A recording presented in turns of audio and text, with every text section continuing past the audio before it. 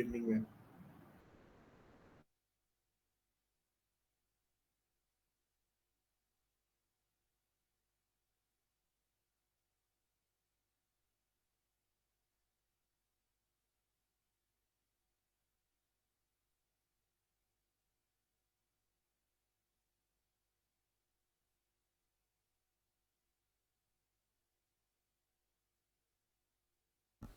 Hello, good evening. आसा नाही तुम्हाला के? Yes ma'am.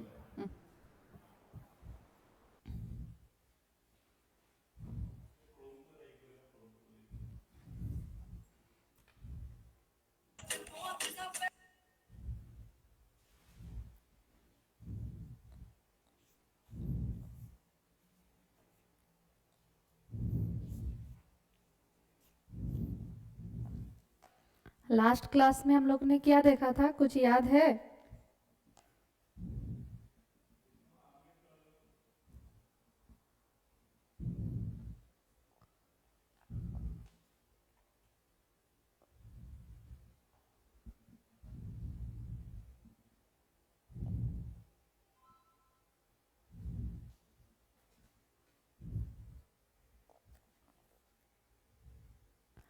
हम लोग देख रहे थे debenture trustee.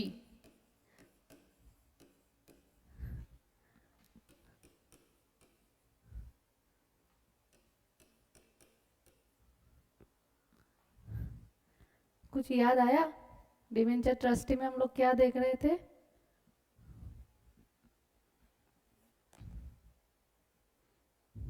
Ma'am eligibility. Eligibility और या फिर डिस्क्वालिफिकेशन. ठीक है. Yes ma'am. तो आज हम लोग देखेंगे कि कैसे करके अगर डिवेंचर ट्रस्टी वैकेंट हो जाते हैं तो उसको कैसे और कौन इसको फिल करते हैं. ठीक है. वैकेंसी. द बोर्ड में fill any casual vacancy in the office of the trustee.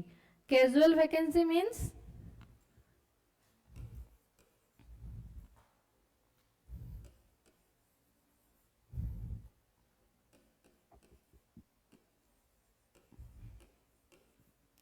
आप लोगों को बाद में एक ऐसा टर्म पूरा मिलेगा, कैजुअल वैकेंसी क्या होता है. इन जनरल अगर कुछ भी एक्सीडेंट हो गया है,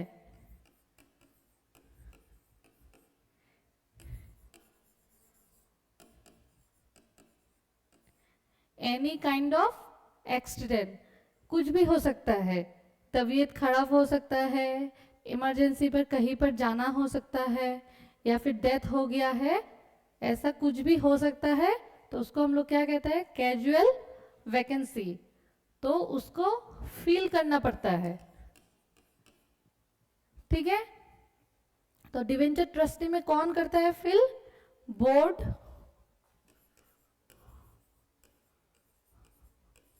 board means board of director. Board of director का रेस्पॉन्सिबिलिटी क्या है?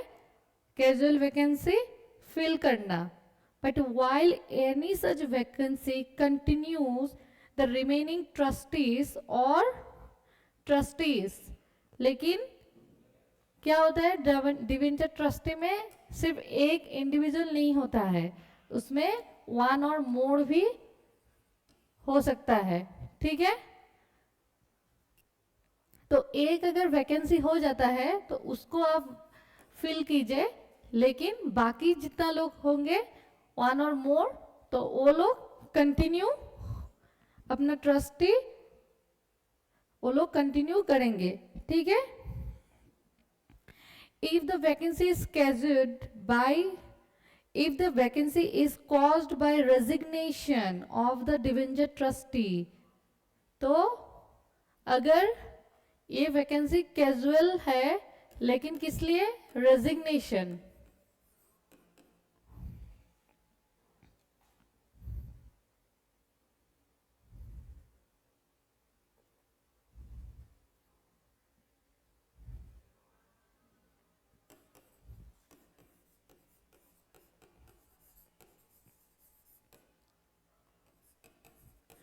अगर कैजुअल वैकेंसी रेजिग्नेशन होके हो रहा है तो फिर क्या करना होगा, the vacancy shall only filled with the written consent of the majority of the debenture holders.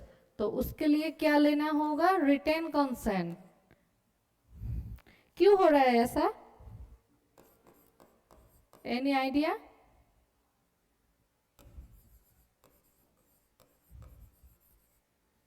बताओ।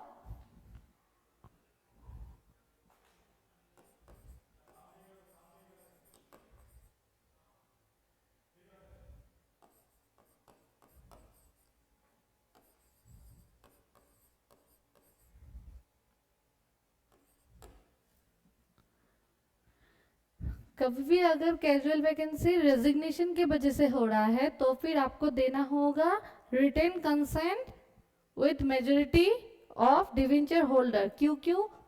क्योंकि कभी कभी ऐसा होता है कि अंदर में कुछ ऐसा हो जाता है तो फिर उनको रेजिग्नेशन देना जरूरी पड़ जाता है, इसीलिए सारा होल्डर को उसका या फिर मेजोरिटी होल्डर को रिटर्न कंसेंट देना होगा कि यहाँ पर रेजिग्नेशन हो रहा है, उसका रीजन भी आपको देना होगा कि क्यों वो पर्सन रेजिग्नेशन दे रहा है, अपनी पोजीशन छोड़ के जा रहा है।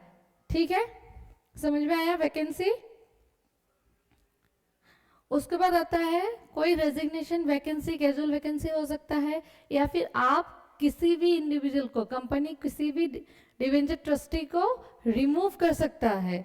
Any debenture trustee may be removed from office before the expiry of his term only if it approved by the holder not less than 3/4 in the value of the debentures outstanding at their meeting।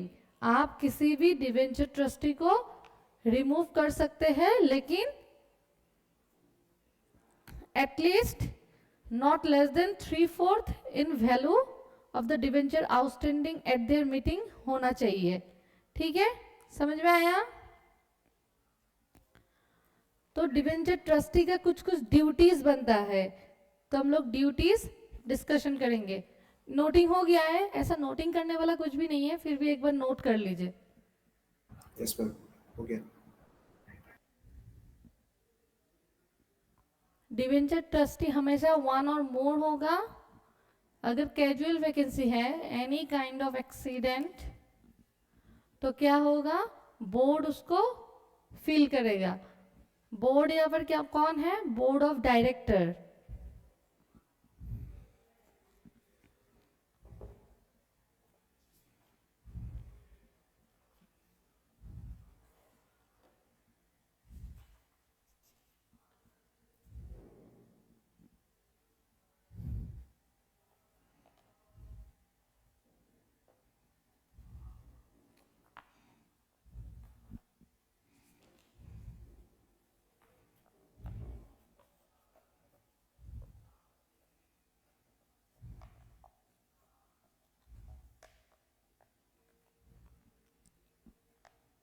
हो गया। Last class में हमने जहां पर eligibility लिखे थे वहीं पर अगर उसी पेज में अगर आपका स्पेस है तो ड्यूटीज भी उसी में लिख लीजिए। ड्यूटीज क्या है, to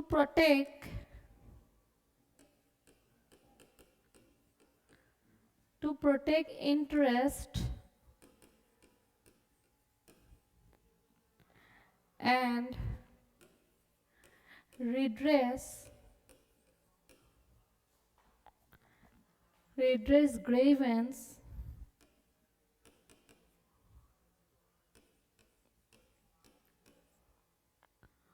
of debenture holders. Debenture holder का जो इंटरेस्ट होगा उनको प्रोटेक्ट करना, या फिर डिवेंचर होल्डर का कोई भी अगर प्रॉब्लम है उसको रिड्रेस करना, सॉल्व करना। ठीक है, वो हो जाएगा डिवेंचर ट्रस्टी का duty.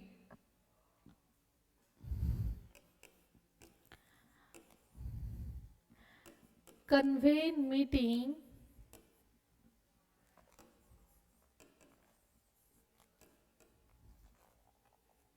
on written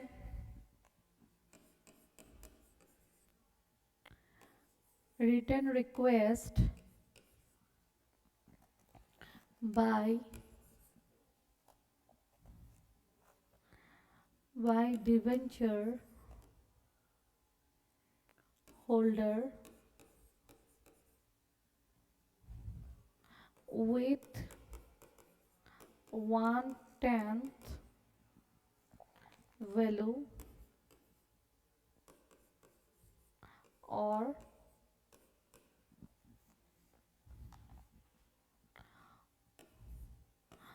on happening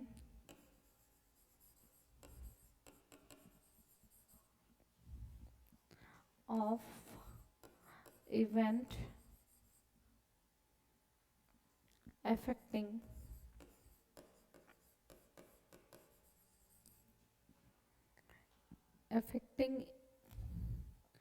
interest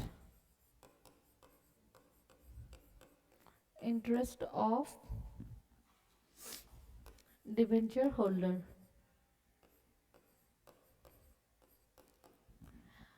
Convey meeting on written request by debenture holder with 1/10 of value or on happening of event affecting the interest of the debenture holder. एक meeting वो लोग कर सकते हैं कब? जब 1/10 of return request मिलेगा या फिर ऐसा कोई इवेंट जो डिवेंचर होल्डर को इंटरेस्ट को अफेक्ट कर रहा है. ठीक है, तो ये हो जाता है ड्यूटीज. और भी बहुत कुछ है, मेन है, बुक में है, देखिए. Duties of debenture trustee rule 18 सब rule 3 prescribe the duties of debenture trustee. The debenture trustee is to satisfy himself that the letter of offer does not contain any matters which is inconsistent with the term of issue of debentures or with the trust deed. Debenture trustee is to satisfy himself convened in the trust deed are not prejudicial to the interest of debenture holder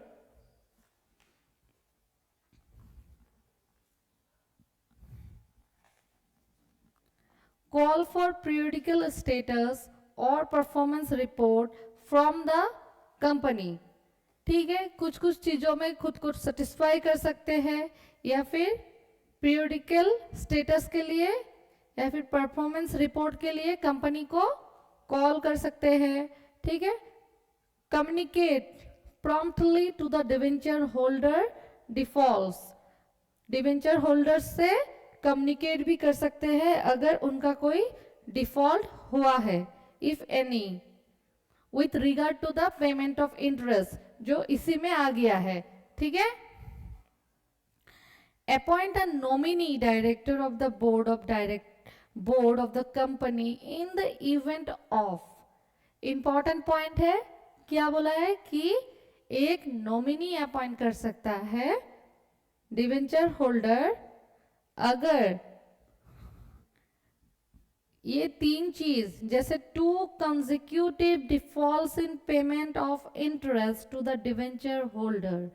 debenture हो गया, noting हुआ.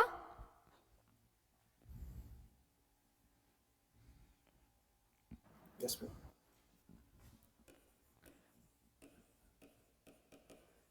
Appoint a nominee. Nominee कहाँ appoint करेगा? Board of director of the company. ठीक है, एक nominee appoint कर सकता है कहां पर? Board of director of the nominee. कब अपॉइंट करेगा? इफ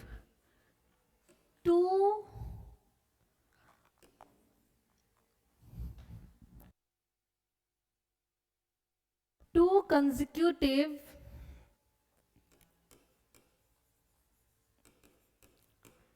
consecutive default in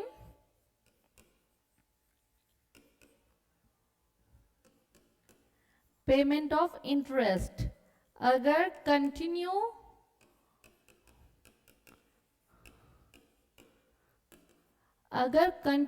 दो इंटरेस्ट का पेमेंट डिफॉल्ट हुआ है तब, या फिर डिफॉल्ट इन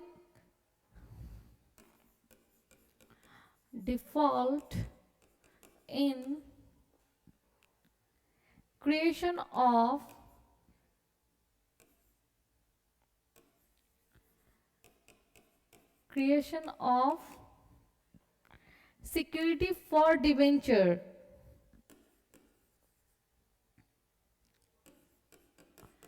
अगर सिक्योरिटी के लिए अगर क्रिएशन ऑफ सिक्योरिटी होता है उसमें अगर डिफॉल्ट मिलता है तब भी एक नॉमिनी अपॉइंट कर सकता है। Default in redemption,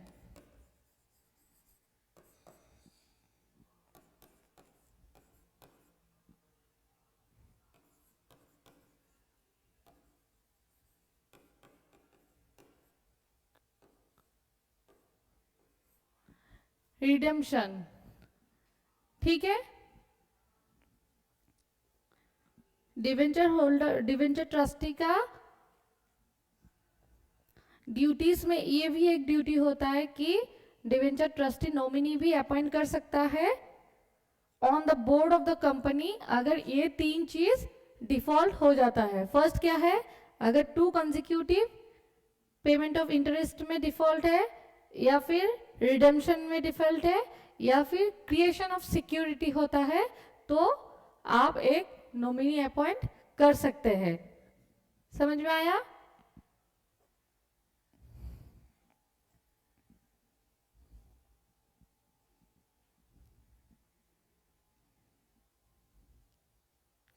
Call for report on the utilization of fund raised by the issue of debenture.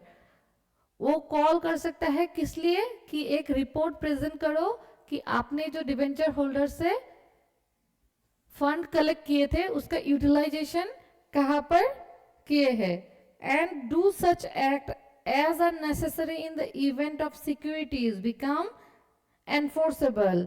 ऐसा भी कोई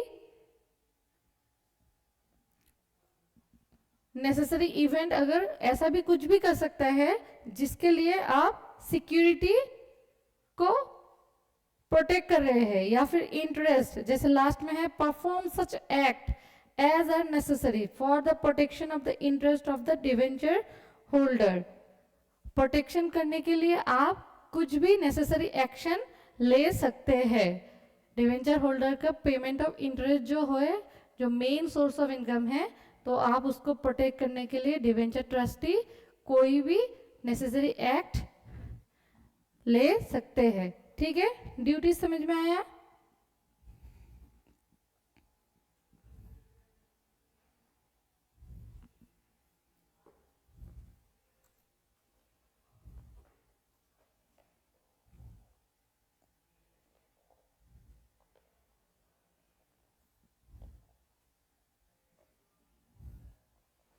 हो गया noting? Yes, ma'am.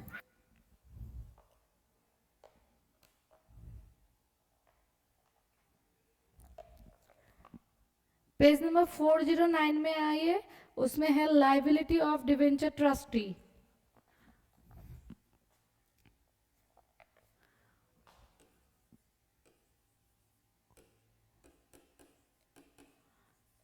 Debenture trustee का भी कुछ लाइबिलिटी बनता है। क्या बनता है? If debenture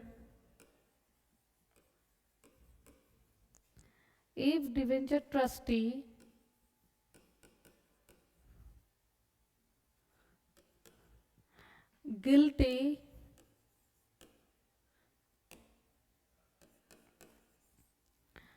guilty of breach of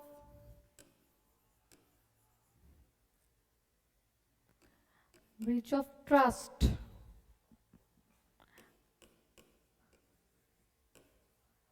or fail to exercise, अभी उनका ड्यूटीज एक्सप्लेन किया है तो बोल रहा है अगर वो क्या करता है, फेल टू एक्सरसाइज या फिर उन लोगों का अगर ट्रस्ट को तोड़ते हैं, fail to exercise due care, fail to exercise due care,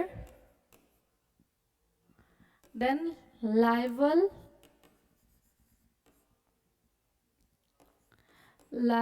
for damages.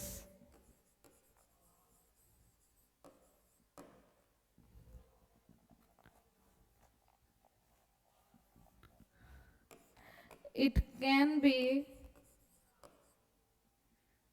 exempted from some liability if 3/4 value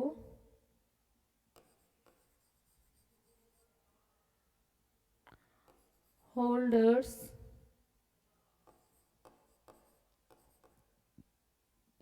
give consent.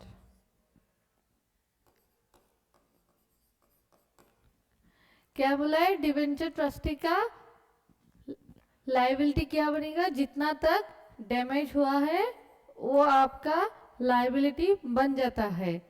कुछ कुछ केस ऐसा होता है कि उसमें आपको एग्जेम्पशन मिल जाता है. कब, अगर 3/4 वैल्यू ऑफ डिवेंचर होल्डर, अगर उनका कॉन्सेंट मिल जाता है कि देने का जरूरत नहीं है, तो फिर आपको एग्जेम्पशन मिलेगा.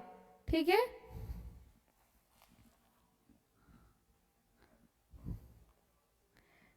Section 71 subsection 7 provides that any provision contained in the trust deed or any contract with the debenture holder, अगर कोई भी कॉन्ट्रैक्ट अगर डिवेंचर होल्डर के साथ secured by the trust deed shall be void if so far it would have effect exempting trustee from indemnifying him against any liability for breach of trust, where he failed to show the degree of care and due diligence required of him as a trustee, have regard to the provisions of the trust deed conferring on him any power or authority or discretion.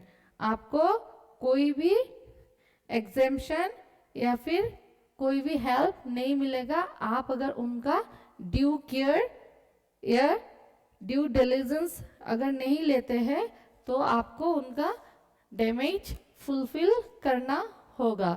ठीक है.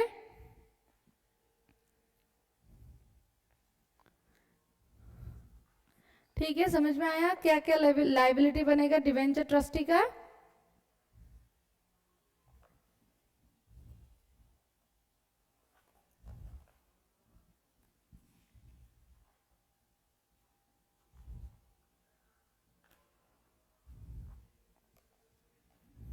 हो गया noting.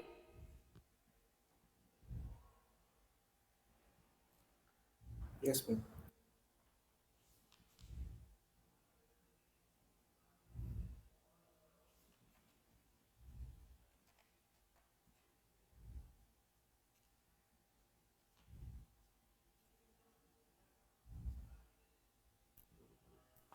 Next आ जाइए, acceptance of deposits by company.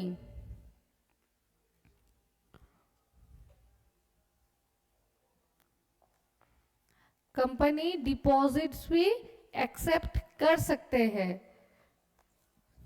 हो गया noting, continue करूं.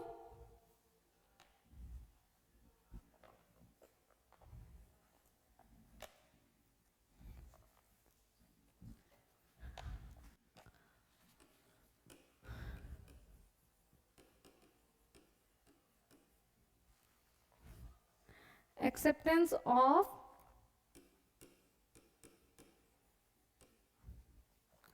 deposits by company. तो इसके लिए आपको क्या देखना होगा, ये डिपॉजिट्स क्या होता है. Deposits section 2 clause 31. Any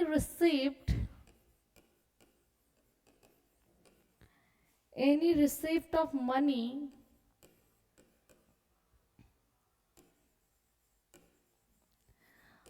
by company, ऐसा कोई भी मनी जो कंपनी रिसीव करते हैं in the way of bye deposit, bye loan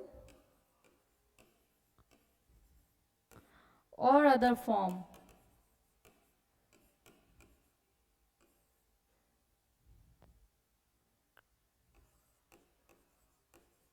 Or other form. But does not include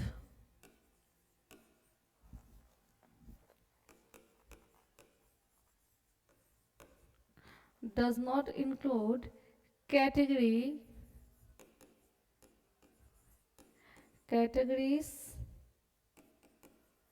prescribed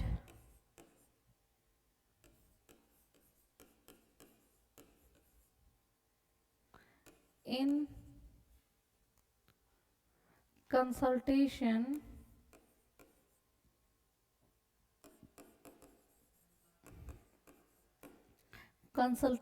with RBI. Rule 12 Subrule 1 Subrule Clause C.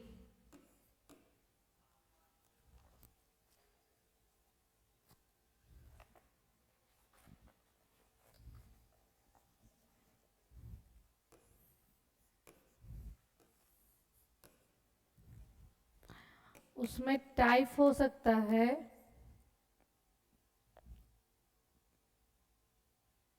दिख रहा है ना.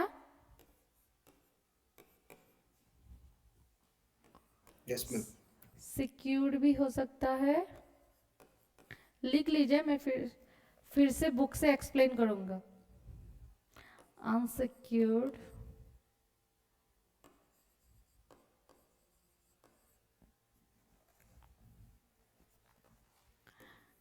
can deposits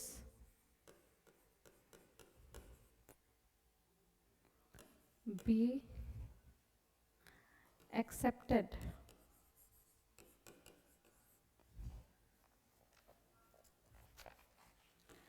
yes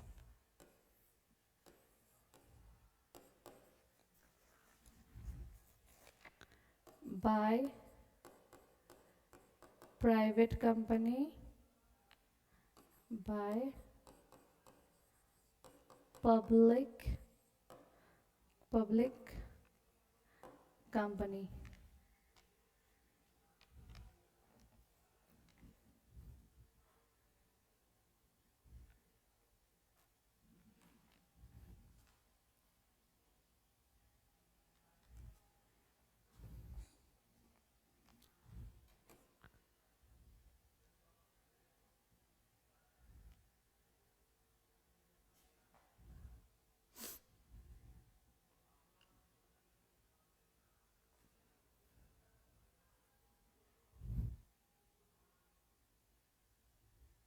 कहाँ चला गया?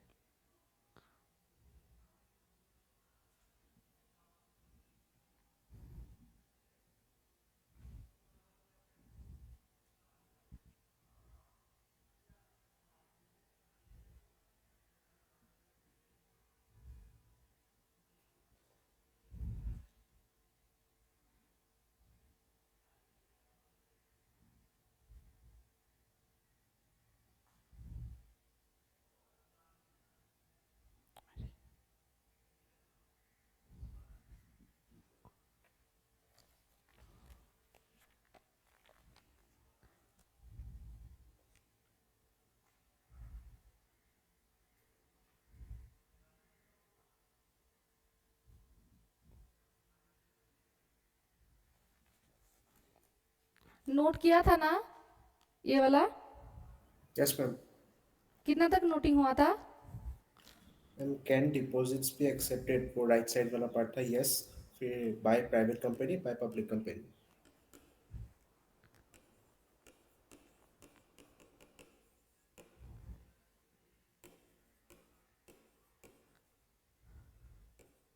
इतना तक हुआ था? Yes, ma'am. ठीक है। प्राइवेट कंपनी में कौन कर सकता है? From its members only. Private company अपने मेंबर्स से डिपॉजिट कलेक्ट कर सकता है, और पब्लिक कंपनी में फ्रॉम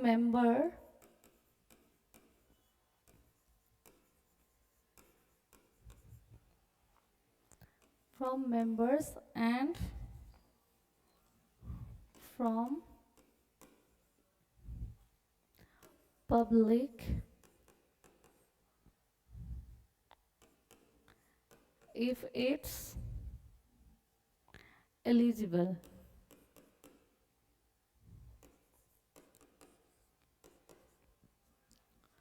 दोनों ही केस में क्या करना होगा?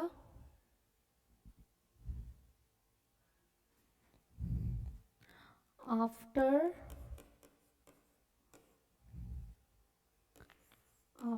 complying with section 73 and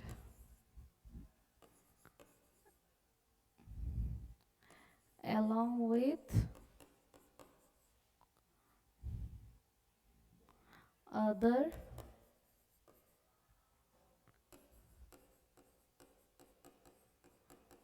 provisions and rules।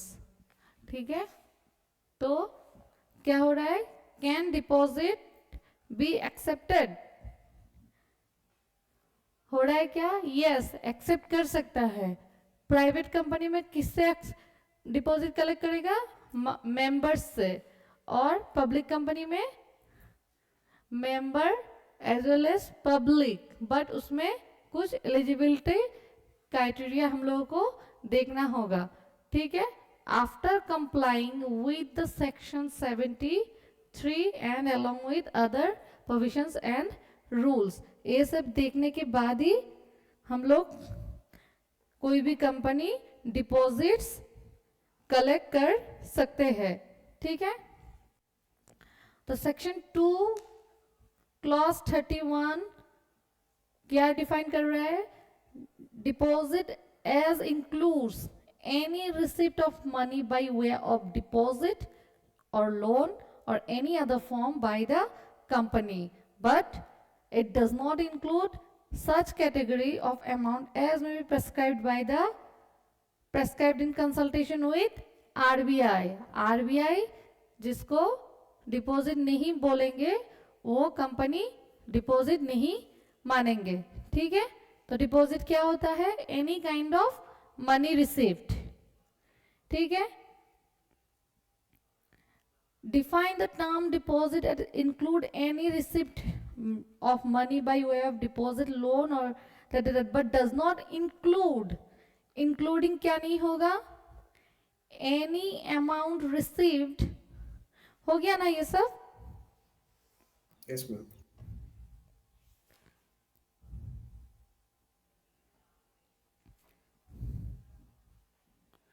any amount received from CG and state government or any amount received from any other source whose repayment is guaranteed by central government या फिर state government, ऐसा कोई भी money जो कहाँ से received हो रहा है या फिर गारंटेड हो रहा है? सेंट्रल गवर्नमेंट या फिर state government.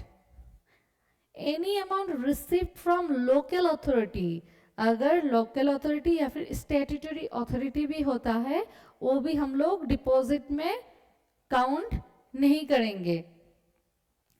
Any amount received from foreign government, अगर कोई भी मनी रिसीव हो रहा है कहाँ से? Foreign government, foreign institutional bank, या फिर FEMA rules subject to the provisions FEMA rules 1999, ऐसा भी कोई पैसा, या फिर पर्सन रेसिडेंट आउटसाइड इंडिया, उसको भी हम लोग क्या नहीं मानेंगे? डिपॉजिट नहीं मानेंगे.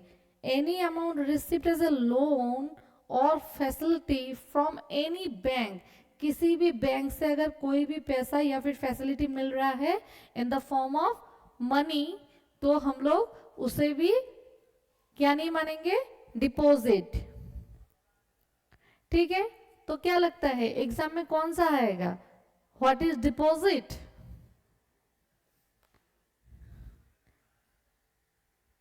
या फिर एग्जाम में आएगा कि does which kind of money are not included in the deposits?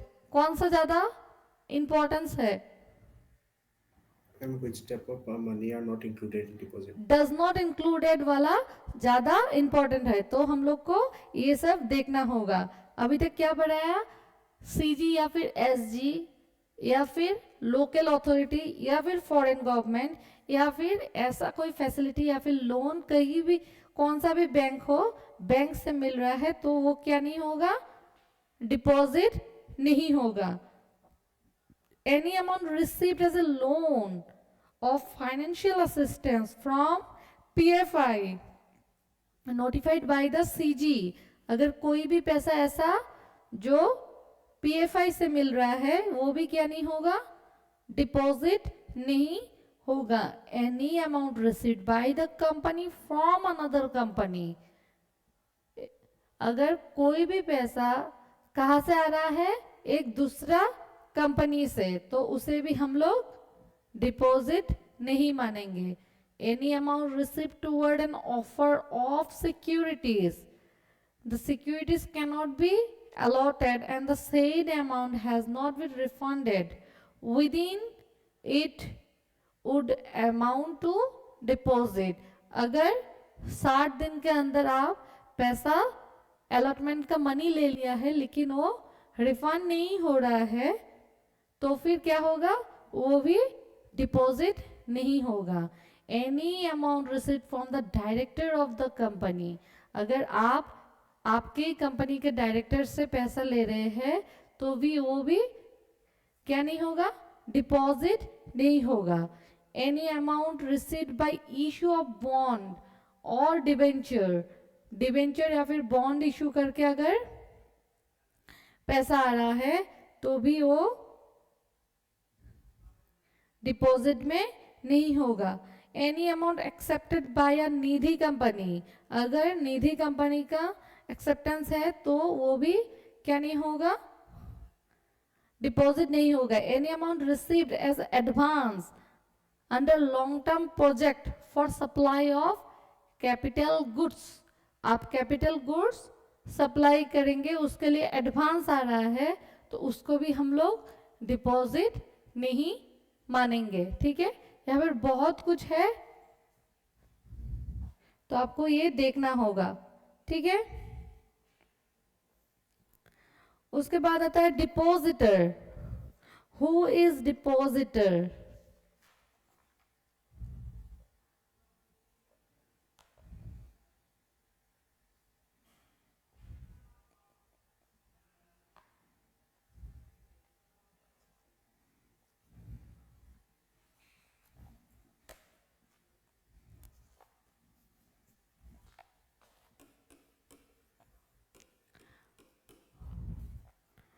Depositor,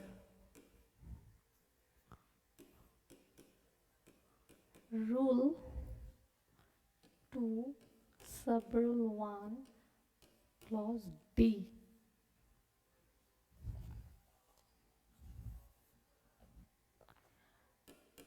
depositor कौन हो सकता है? अभी लास्ट में लिखाया था कौन? मेंबर, मेंबर ऑफ प्राइवेट या फिर public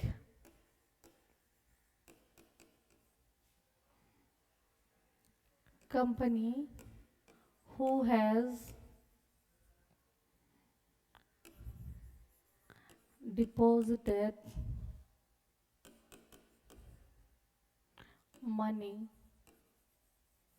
with company. Non-member, non-member कौन सा कंपनी में होगा?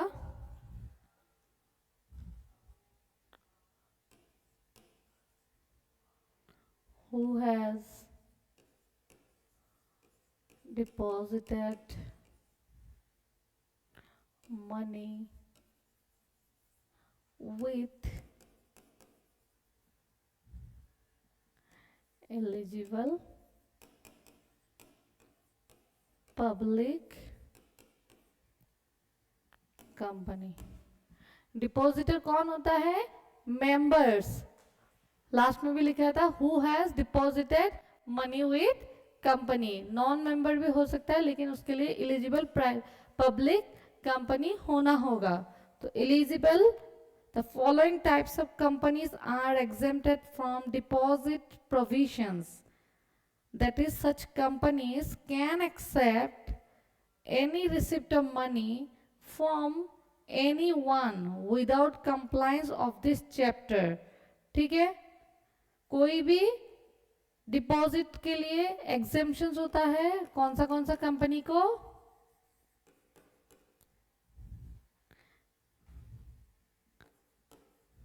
कहां पर हम लोग डिपॉजिट करते हैं? बताओ. Banking company. बैंकिंग कंपनी के लिए एग्जेम्पशन है. और नॉन बैंकिंग क्यों एग्जेम्पशन है? क्योंकि वो लोग का मेन बिजनेस क्या होता है? बताओ. बैंक में हम लोग डिपॉजिट करते हैं ना, इसलिए एग्जेम्पशन दिया गया है इससे. Banking company, non banking financial company, housing finance company या फिर other company specified by CG in consultation with RBI.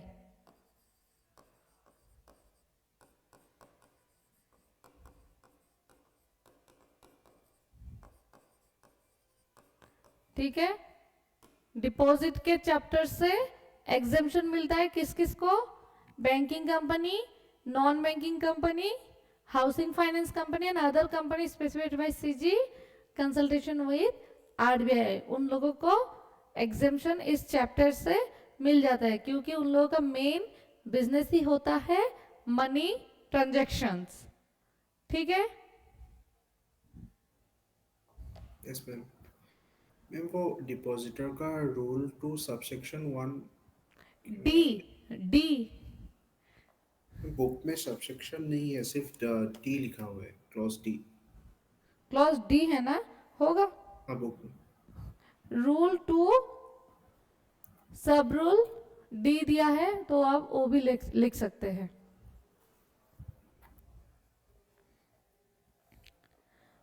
Next आ जाता है एलिजिबल कंपनी.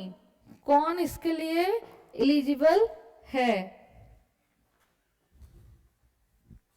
हम लोग देख रहे हैं ना इसमें non member who has deposited money with eligible public company. तो इसके लिए हम लोगों को देखना होगा एलिजिबिलिटी क्राइटेरिया. रूल 2 सब rule E provides that eligible company means a public company as referred to section 76 subsection 1 of the act having net worth. क्या होना होगा? उनका नेटवर्थ कितना बोला है? Not less than 100 crore. That is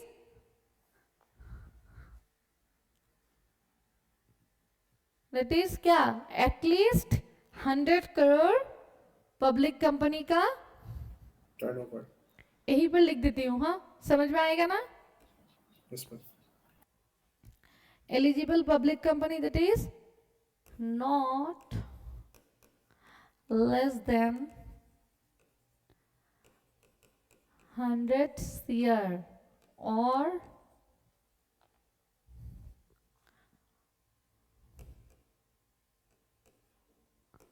और टर्नओवर, ये हो गया आपका net worth. Net worth not less than 100 crore और टर्नओवर नॉट लेस देन या फिर एटलीस्ट 500 करोड़। 500 करोड़ होना पड़ेगा, तभी एक company and which has obtain the prior consent, उसको और एक क्या लेना होगा, प्रायर कंसेंट लेना होगा in general meeting.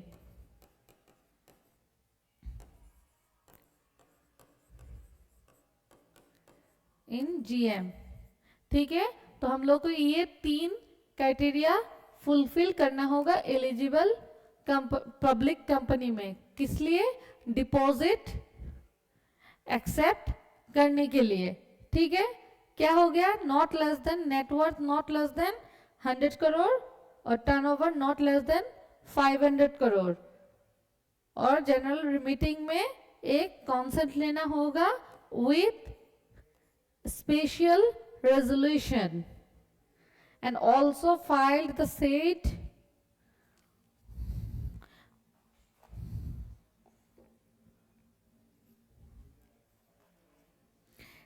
resolution with the, इसको क्या करना होगा, फाइल करना होगा किसको, रजिस्ट्रार को,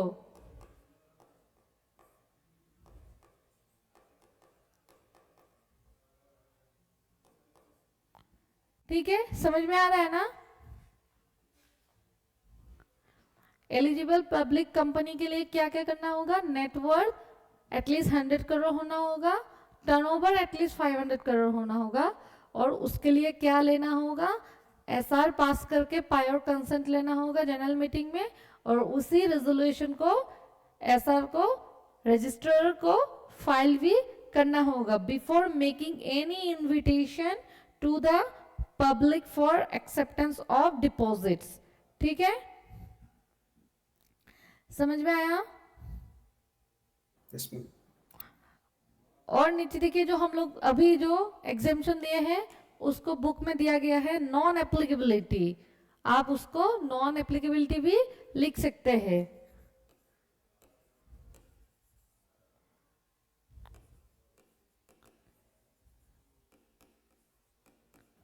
एग्जेम्पशंस और नॉन एप्लीकेबिलिटी सेम है। सेम है, सेम है। देखिए section 73 subsection 1 will not be applicable to a banking company, non banking company, housing finance company defined under section, जो नॉन बैंकिंग फाइनेंस कंपनी बोला है उसको किसने डिफाइन किया है, आरबीआई ने, and to other such company as CG में after consultation, housing company नहीं है लेकिन हाउसिंग कंपनी भी होगा इसमें, ठीक है।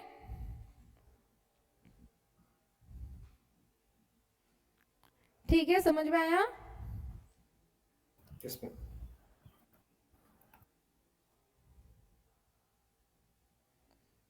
और भी कुछ कुछ कंडीशंस है, जैसे जैसे देखिए acceptance of deposit subject to fulfilment of the following conditions, आपको रेजोल्यूशन तो पास करना ही होगा जनरल मीटिंग में, और उसको फाइल भी करना होगा रजिस्ट्रार को,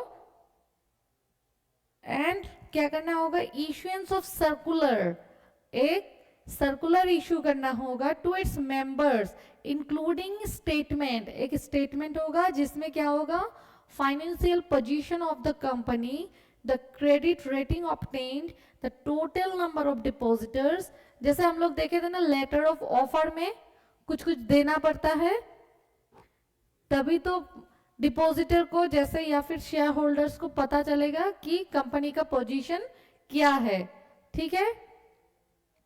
तो इशुएंस ऑफ सर्कुलर, एक सर्कुलर इशू करना होगा अपने मेंबर्स के अंदर, उसमें कंटेंट रहेगा, एक स्टेटमेंट रहेगा, financial position, credit rating, total number of depositors, the amount due toward deposit in respect of any previous deposit acceptance by the company और such other particulars as may be prescribed. File a copy of the circular along with such statement with registrar. फिर से जो circular है उसको भी register को file करना होगा विदिन 30 डेज. जब से आपने इशू किया था सर्कुलर तब से before the date of issue of circular within 30 days आपको क्या करना होगा, वो भी रजिस्ट्रर को फाइल करना होगा. ठीक है. या फिर डिपॉजिट ऑन और before 13th day of April each year. 13th day of April that means 4 आपको ईच ईयर वो होना होगा. डिपॉजिट उससे पहले होना होगा. Such sum which shall not be less than 20% of the amount of his deposit maturity during the following financial year and kept in a schedule bank in the separate bank account. उसको हम लोग क्या बोलेंगे, note कर लीजिए, ये question में पूछ भी सकता है. Deposit repayment reserve bank. जितना भी डिपॉजिटर से पैसा कलेक्ट होगा, जैसे पहले भी एक मिला था ना कुछ अकाउंट, सिक्योरिटीज प्रीमियम अकाउंट मिला था ना, जितना भी सिक्योरिटीज कलेक्ट होता है वो क्या होता है, सिक्योरिटीज प्रीमियम अकाउंट में क्या होता है, डिपॉजिट हो जाता है, या फिर वो अलग से एक फंड होता है, अकाउंट होता है. तो ऐसे ही डिपॉजिटर में भी एक डिपॉजिटर रीपेमेंट रिजर्व अकाउंट, वो आपको एक अलग से शेड्यूल बैंक में एक अलग से अकाउंट बनाना होगा. ठीक है. Clarify that the company has not committed any default in the repayment of deposits except either before or after the commencement of this act, or payment of interest of such deposit. Where a default had occurred, the company made good the default and prior of 5 years has elapsed since the date making good of default. अगर default हो भी गया है तो उसका 5 years lapse हो गया है कि आपने डिफॉल्ट को कवर कर लिया था. ठीक है. ये सब भी कुछ कुछ कंडीशंस होता है जो कंपनी को फुलफिल करना होता है डिपॉजिट एक्सेप्ट करने के लिए. ठीक है. समझ में आया? क्वेश्चन में आने से सकेंगे ना लिखना? Yes ma'am. ये क्वेश्चन में आता भी है, डिपॉजिटर से acceptance of conditions of acceptance of deposits. तो ये सब कंडीशंस रूल्स आपको लिख के आना होगा.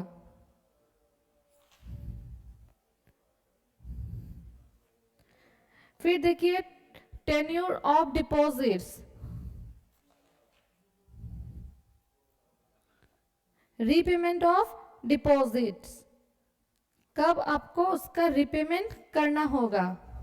Section 73(3) provides that every deposit accepted by the company shall be repaid with interest in accordance with the terms and conditions of the agreement. आपको उसका टर्म्स एंड कंडीशंस में जो जो लिखा था उसके साथ ही आपको रिपेमेंट उसके साथ विथ इंटरेस्ट पेमेंट करना होगा. If a company fail to repay the deposits और पार्ट देयर ऑफ, कोई भी पार्ट भी अगर छूट जाता है, या फिर any interest, the depositor may apply to the tribunal for an order directing to the company to pay the sum due or for any loss or damage incurred by him as a result of such non-payment or for such other order as the tribunal deem fit.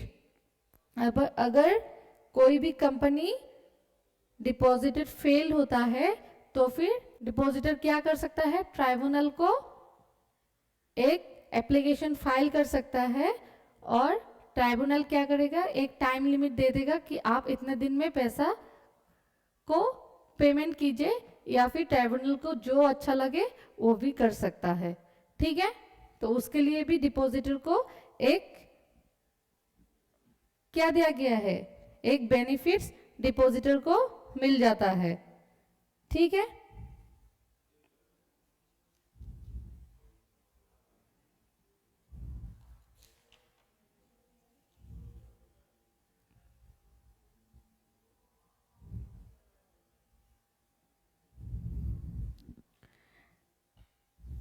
Next आ जाइए, ये exam में बहुत बार पूछा भी है, फिर भी पूछ सकते हैं। Punishment of contravention of section 73। अभी हम लोग जितना भी देख रहे थे वो कौन सा सेक्शन था, सेक्शन 73। अगर 73 या फिर 76 आपका कंट्रावेंट होता है तो फिर आपको क्या मिलता है, पनिशमेंट। सेक्शन 76 ए आपको क्या बोलता है, पनिशमेंट कैसे करके एक कंपनी को मिलता है अगर आप डिफॉल्ट करते हैं या फिर कंट्रावेंट करते हैं। Provides that where a company accept करता है डिपॉजिट या फिर इनवाइट्स या फिर allow and causes any other person to accept और invite on its behalf any deposit in contravention of the manner or the condition prescribed under the section। कोई भी conditions अगर आपने उसका गलत इस्तेमाल किया है तो फिर आपको क्या मिलेगा, if a company fail to repay the deposit within the time specified under those section and rules made thereunder may be allowed by the tribunal, the company shall, in addition to the payment of the amount of deposit, company को क्या हो सकता है, addition payment हो सकता है या फिर और part thereof and interest due, जितना इंटरेस्ट ड्यू है उसके साथ कंपनी को पेमेंट करना होता है। पेमेंट भी punishable with fine which shall not less than 1 CR, 1 crore उससे कम नहीं होगा। समझ रहे हैं ना कितना बड़ा पनिश मिला है। अगर डिपॉजिटर का पैसा कुछ गलत इस्तेमाल हुआ है या फिर गलत तरीका से इनवाइट या फिर एक्सेप्ट किया गया है तो उसको 1 CR से कम नहीं हो सकता है और twice the amount of deposit, आपका जितना अमाउंट है उसका डबल भी हो सकता है, accepted by the company whichever is lower but which may extend to 10 CR, 1 crore या फिर twice of the deposited accepted, जितना आप एक्सेप्ट किए हैं उसका double, whichever is lower उससे वो दोनों में से 1 CR या फिर twice depositor whichever is lower but वो 10 CR से एक्सीड नहीं करेगा। Every officer of the company, ये फाइन किसके लिए था, कंपनी के लिए था, और every officer of the company जो इन्वॉल्व था इसमें, ठीक है, हु इज इन डिफॉल्ट, जो इसमें इन्वॉल्व था, shall be punishable with imprisonment. Imprisonment मतलब जेल हो सकता है, which may extend to 7 years, ठीक है, उसको 7 साल के लिए जेल हो सकता है, and with fine which shall not be less than 25 lakh but which may extend 2 crore, वो 25 लाख से कम नहीं हो सकता है लेकिन 2 करोड़ से ज्यादा भी नहीं हो सकता है। ये एक बहुत बड़ा इंपॉर्टेंट पनिशेबल का सेक्शन है, इसको याद रखिएगा। ठीक है, समझ में आया?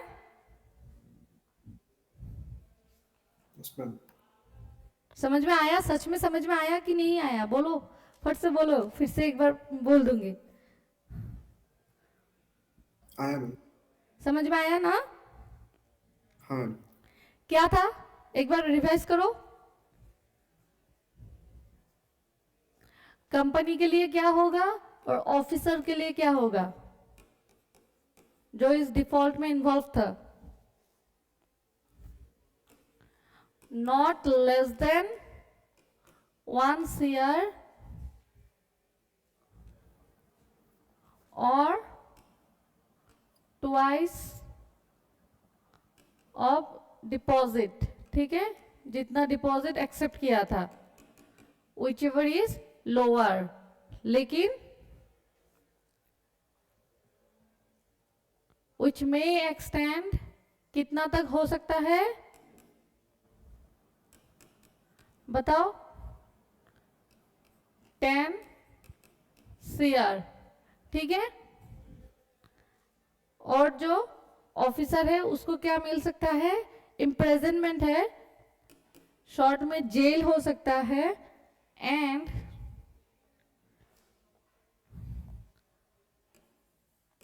Not less then 25 lakh, which may extend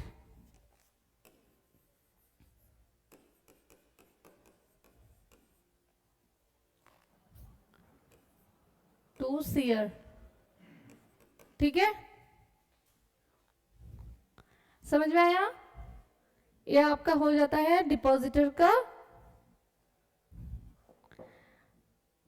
जो एक्सेप्टेंस ऑफ डिपॉजिट है उसका पनिशमेंट हो गया। हाँ मैम। ठीक है, थैंक यू। नेक्स्ट क्लास में फिर से एक दूसरा टॉपिक को एक्सप्लेन करेंगे, ठीक है।